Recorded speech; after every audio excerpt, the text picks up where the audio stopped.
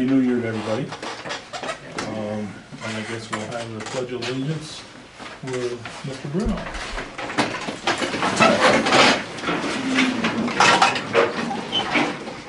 I pledge allegiance to the flag of the United States of America and to the republic for which it stands, one nation, under God, indivisible, with liberty and justice for all.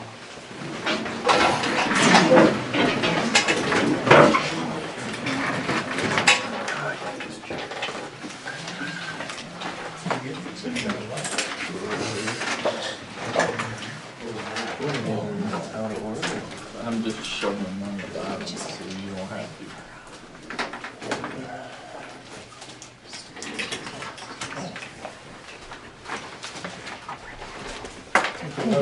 Minutes of the last board meeting, please. The regular monthly meeting of the Franklin Town Board was called to order at 7:30 p.m. by Supervisor Jeff Taggart. Present were David Grant, Donnie Smith, Dwight Bruno, and Mark Lang. Garrett Sitz was absent from the meeting. The minutes were read from the November 9th, 2016 meeting. David Grant made a motion to accept the minutes as read. Donnie Smith seconded, and all present agreed. David Tuthill reporting for the Franklin Kellogg Trust that the benches are in at the Pine Shop. The school building has been sold. They are negotiating the rental of the space with the new owners where the Kellogg Educational and Community Center is currently located. The board positions for 2017 are Chairperson David Tuthill, Vice Chair Jim Carey, Treasurer Joanna Jones, Secretary Lisa Hike, members Dwight Bruno, Cecil Davis, and Deborah Tuthill. Possible considerations for future includes grounds work on the baseball field, a pavilion on the Kellogg field, and possibly a youth soccer field. There was a Lego Winter Wonderland Village building event. They had 44 students and 22 adults participating. The display is at Bright Hill Press until December 17th. On Friday, December 9th, 2016, they will be unveiling the Nicholas Uzinski Memorial Highway sign at 2 p.m. The sign is across from the golf course. Bill Van Gorder would like to look at our insurance for the town. Have him come to a meeting. Mark is still looking at gathering the specs for the pickup truck. They are not going to list the second plow. It can still be used for plowing the town office building. Mark has been able to get a good price for salt and sand due to overstock. Planning board meeting for December, the Russian Orthodox Church on Henry Edwards Road and Love and Hope Sanctuary both would like to subdivide their parcels. Dave and Jeff went to the solar farm meeting in Harpersfield. The residents around the location do not want it in their backyards. The county planning board would like to have a 6-month moratorium put in place to do further studies. David Grant made a resolution to pay the bills through the end of December. Dwight Bruno seconded the motion, and all present agreed. The meeting schedule for 2017 is as follows. All the meetings are at 7:30. January 3rd in Franklin, February 7th, Franklin, March 7th in Treadwell, April 4th, Franklin, May 2nd, Franklin, June 6th in Treadwell, July 11th, Franklin, August 1st, Franklin, September 5th, Treadwell, October 3rd, Franklin, November 8th, Franklin, and December 5th in Treadwell. David Grant made a motion to accept the schedule. Donnie Smith seconded, and all present agreed. Jeff wanted to set the record straight for the new Franklin Register that he does not cast a vote regarding town board issues. He would cast a vote in case of a tie or if it was not a quorum present. David Grant made a motion for the board to go into executive session regarding employment issues at 8:10 p.m. Donnie Smith seconded the motion. David Grant made a motion to come out of executive session at 9 p.m. Donnie Smith seconded the motion. With nothing further to come before the board, Dwight Bruno made a motion to adjourn the meeting at 9 p.m. Donnie Smith seconded, and all present agreed. Any additions or corrections? Motion, please. Make a motion to accept the minutes. And a second? I second it. All in favor? Aye. Carried. Oh, your dates are up there now. Oh, okay. We'll go mark down. Thank you. Thank you, Mark. We have a letter from Mark Jacobs, our code enforcement officer. He is resigning, has resigned as of the 29th of December, because he's going in the New York State retirement system. But he would be available to take the job back after the first of the year, so. But the letter of resignation we received on, I guess, November, it's dated the 30th of November, but it says as of the 29th of December. He wants his name removed from the payroll for the town. And he would look forward to working for us again after the first of the year. So it's just a formality so he can get his retirement, I guess. But it's, so that's, we have accepted his letter of resignation, or Dawn has, how's that, Dawn? There you go. Okay. Dwight, we usually go to the foundation. Yes, Dave Tuttle sent me an email. He obviously couldn't come today. There's really not much new news aside from the fact that he's going to be meeting with the new owners of the school to decide on how things would work as far as rental of area for the Kellogg Foundation. I believe they want to move all of the offices to one part of the building, which looks even better than the way it was before. So that discussion will come up along with hammering out exactly what the rent is going to be and how that's going to work. So that's really the only news. And I know I got some news too. yes, I found out today from Dan Schleifer from the planning board, they're coming, the engineer and possibly the people are gonna come to the planning board meeting on Thursday night at 7:30. So if anybody's got any interest or any students need another meeting to go to, it'll be Thursday night at 7:30 and right here. If some other students need to come to a meeting, that would be available.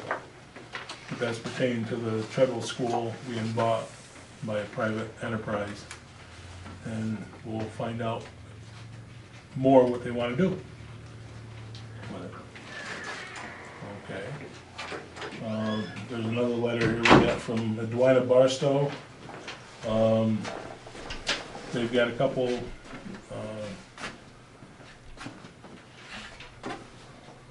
of the vacancies on the community for the recreation committee, and they're looking for new members for it. And the next meeting is February 6th at 7 o'clock at the Village Hall. If anybody is interested to, serve on it or find out what they're doing, Edwina would love to see, and Paula Nieback would love to see interest. 7 o'clock on the 6th, February 6th, which would be a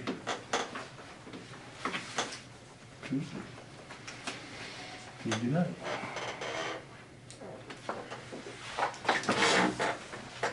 Monday night, okay. Fine print. Okay, let's see, we got that. We did, I guess we'll go with what we were doing the last few months, and that's with negotiating with the town crew. And we've come to an agreement on the means of the contract, 4-year contract. And then we've got to have a motion by the board that, in favor of adopting the new contract that we've worked on. Do we have a motion to that? I'll make the motion. Okay. We have a second? I'll second it. Is there any discussion? Okay, I guess, all in favor? Aye. Against? Okay. What else we gotta do, Paul? Is that just vote that we approve it? That first copy, Yep. first copy of the contract needs to be signed. And there's Okay. more copies there, there's 2 more copies beside that if you wanna look them Okay. over before you sign it. But basically, the first copy needs to be signed and returned. Return, okay. Give it to me. You, me, or Jamie, will Okay. get it to Roberta. Okay, and we've approved it, we'll just glance through it quickly after we're done here. Yeah. Okay.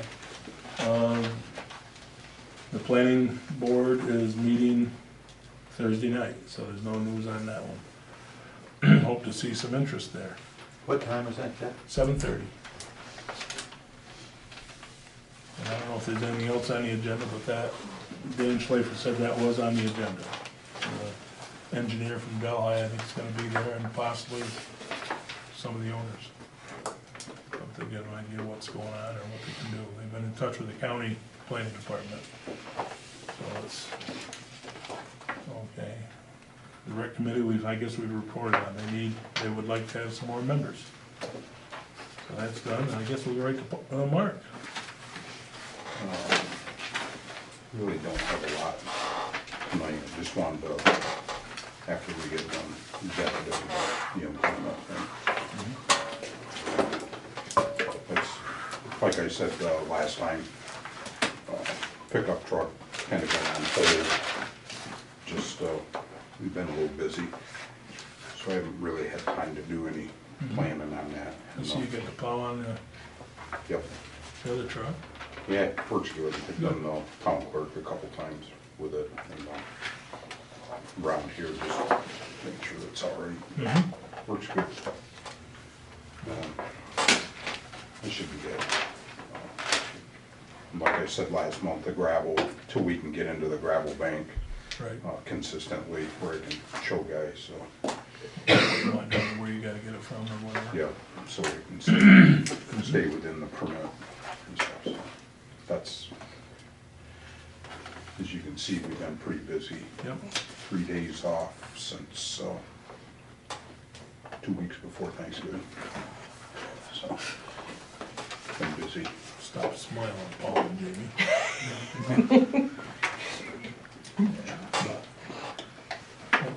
But you've done a great job. I mean, the roads are better than probably anybody else's road, there's no doubt. The crew does a good job, and it takes time. That's all there is to it. And it's all on them guys Yep. do a good job, so. That's what we want. Okay. We could do appointments at this time, so that gets that behind us. Okay. Everybody got the pen ready?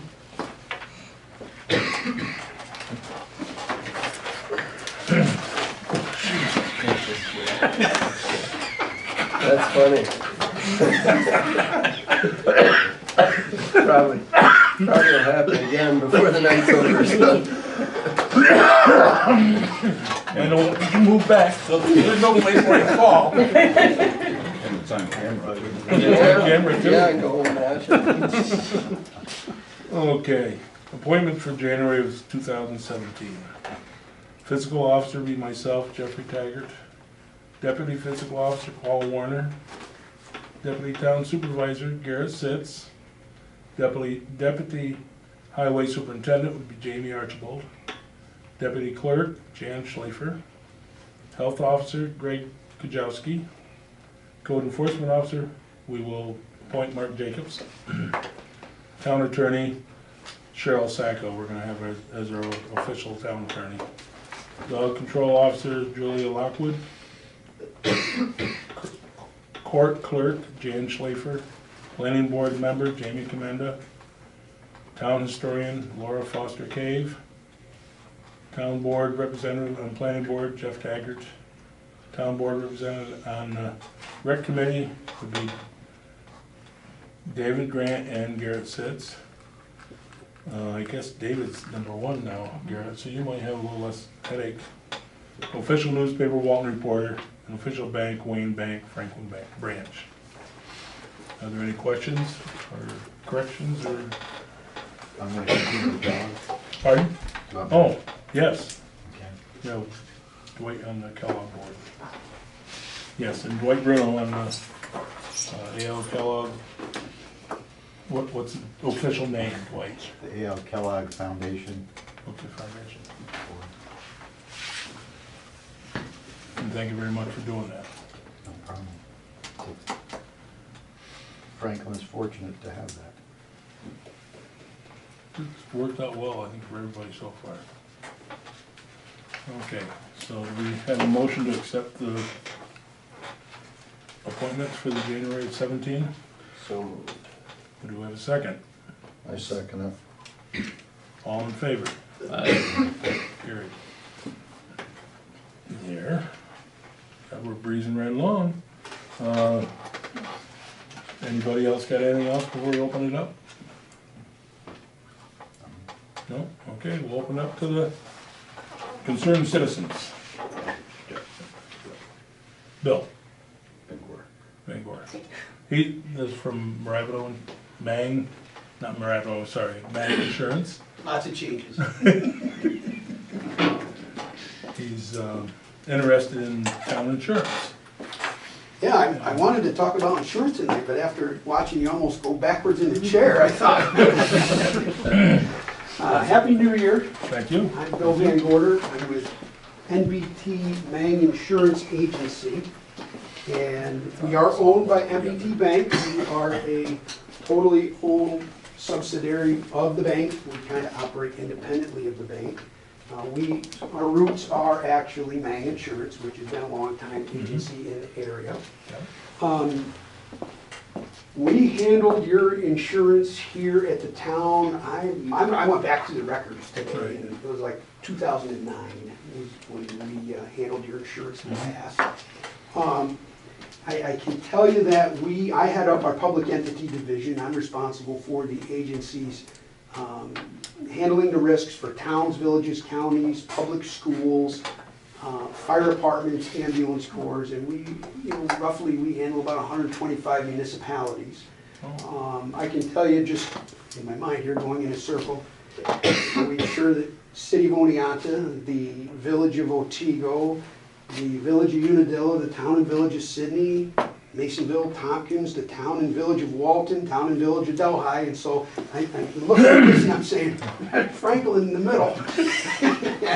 And so I wanted to come in. Now, our agency, and I scratch my head because, I came on board with the agency in 2004, and I never really dealt much with your account at that point, because your agent at the time was Jim Thompson. I don't know if you remember Jim or not. I mean, probably some of your board members have changed, but Jim has since retired from the agency. I was under the assumption that you folks were with NYMER at one time, but when I spoke with NYMER today, there's no record of NYMER ever insuring your municipality. Right. And so tonight, I have to tell you, first of all, we are the exclusive agent in Delaware County for NYMER. And so how you never got into the program in the past, I'm scratching my head and saying, I don't know how that happened, but we are the, if you will, we're the sole sales rep for NYMER. Now, NYMER is different, and this is what I wanted to talk with you about. NYMER is very different. NYMER is not a for-profit insurance company. They are a not-for-profit insurance provider that, when they say they are not-for-profit, they're not in it as a stockholder. They don't have stockholders. They don't have stock. They're not in it to make a profit. They are the largest insurer of municipalities in the state, and they continue to grow at a very rapid rate. But they are actually made up and ran by a board of governors who are municipal officials in the state of New York. And there's about 18 of them, and they set the course for the insurance company. All the insurance disciplines are ran through a company in Long Island called Right Risk Management. They do the underwriting, the claims, and the risk management, okay? But really it's ran by a board of governors, and it's a not-for-profit. So that separates it completely different. It's completely different than any other for-profit insurance company.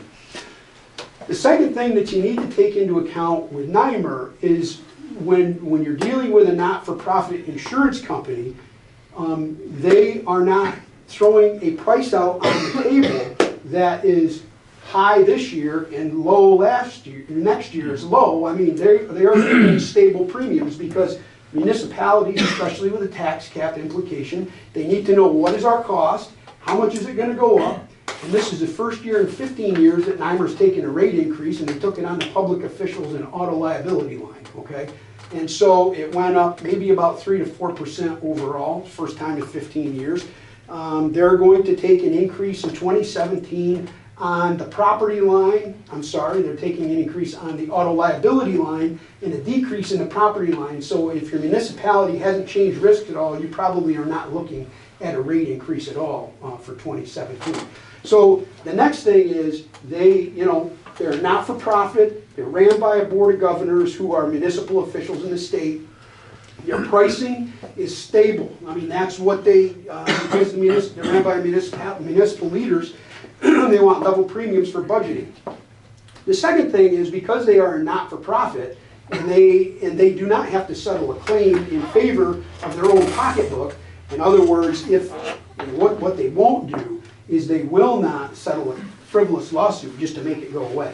I mean, they don't have to do that because they're not in the business of making money. And so they will step in, and at first it was costing NYMER a little bit more money to assign attorneys and defend against lawsuits. I can tell you that at this point in the game, because they're about a 25-year-old company, and write this statistic down because it boggles my mind, 70 to 75% of all the liability claims that come against a NYMER subscriber are settled with no indemnification made to the claimant. That's massive, okay? They will not pay a frivolous lawsuit, okay?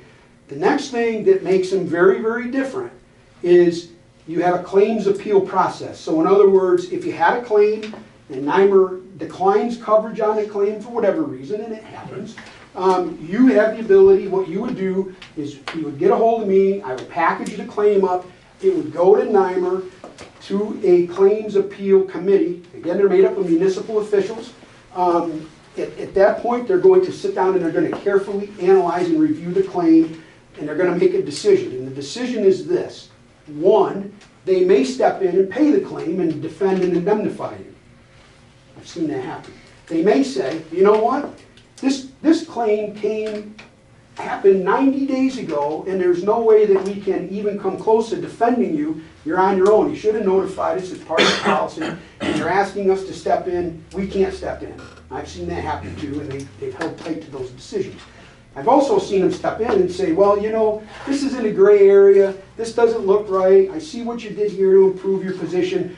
We can't really defend you because it's not a defensible claim, but we can't indemnify you, but we can defend you, which means they may assign their attorneys to help you out. But you have a claims appeal process. You don't have that with your current carrier, and you can't get that with any other carrier out there. And I know that because we represent them all, okay? But if you have a claim and you're not happy with it, you can go back and you can take it back through an appeals process. And in the claim that really, I stop and I think about it and I think, wow, that was really pretty big, was Lake George on the 4th of July, about 5 or 6 years ago. There was a sewer line that broke and it flooded the beach. They call it the $1 Million Beach up there. And they flooded it with pollution, sewer. And they got sued in the process, and they sent the claim to NYMER. And at the end of the day, NYMER did defend and indemnify and change their policy, and now we have a pollution endorsement on the policy. So that's part of the claims appeal process. Okay. So the next thing that they're going to do is they are going to. 1 second. Go back to that. They did not have a pollution policy to begin with. They did not have very few municipal carriers offer pollution coverage on the general liability policy. And so NYMER's endorsed coverage on that for operations that a municipality. So what happened with that? They ended up The settling. town did, or the insurance? I'm sorry? The town ended up paying that, or did the insurance cover carry it? I think you're going to find the insurance company stepped in and paid the They claim. did pick it up. Yeah. Yeah. In that scenario was, and when you look at their insurance policy, they're not only covering, and it's all in one lump sum, okay? So they're covering cleanup costs and they're also covering the lawsuit on that, okay?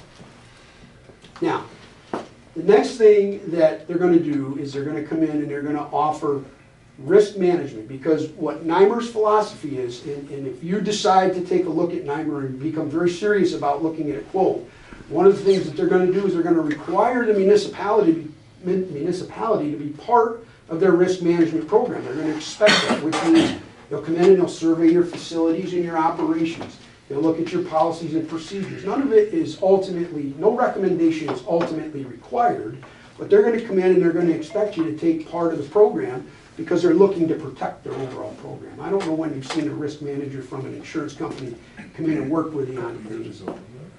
Yeah, we've had HCC has done it twice in like 4 years. Okay, so I mean, NYMER's gonna be here every year.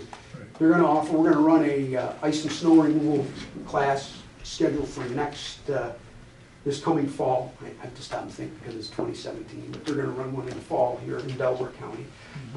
So there's a lot of programs and a lot of things that we're gonna take into account, okay? So, that's where we're at, that's the program, those are the things that make the program different. I don't know if you're interested in looking at a quote. I think we should be, you know, there's, you know, we want, right now we're with Cole and Gates Cole and Sydney, so, and they've done well, I think, you know, but I think they are creeping their prices up, and it's not a bad thing to compare. Now, my research has indicated that your policies renew like in June, early June. I want to say June. Yeah. First of June, basically. Yeah. Yeah. I want to say it's June 9th, but it's early June. Yeah. Okay. Okay, yeah. So what I would like to do is between now and then, and we really need to start looking at this, I'd say at the end of March, okay, which is not too far away. No. You know, what I'd like to do is I'd like to sit down, and this is not the time, but I'd like to come back and meet with a couple people and go through the program and make sure that, you know, you got a good handle, because I talked here for a few minutes tonight, but I want you to get a good feel for the program, and if it's something you want to move forward with, let's do that. If you don't, No, that's fine. I think it's a great thing to, you know, it's taxpayers' money.